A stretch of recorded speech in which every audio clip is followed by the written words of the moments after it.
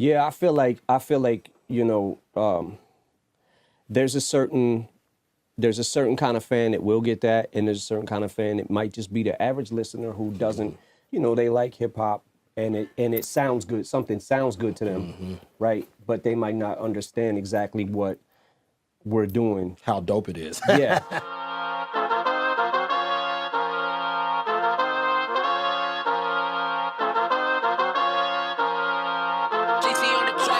Tetap di 100 tak turun meski ku satu angka tanpa tap-tap layar GOD kan tetap tayang yang berlayar dengan Flying Dutchman takkan bisa ku berlabuh kacang lupa darat ya darat ternyata ku buat laut metaforaku terlalu abstrak bagi telinga manja dan rusak seperti palindrom dari kasur kaputa dan acak kata balik kaca di sana cermin refleksi rap elit avian kan terbaca.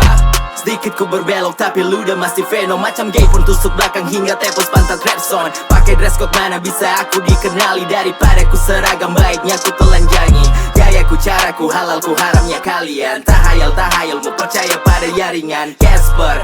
Lirik tipis tembus pandang saat mereka open rhymes aku Oppenheimer. Dan idiomku tak berguna bagi para idiot semuanya takkanlah mudah meski di dalam video sertakan lirikal liur yang mahal akan percuma di pendengar yang senior. Kenapa harus turun harga agar bisa laku pasar? Kenapa harus turun harga agar bisa laku pasar? Yeah.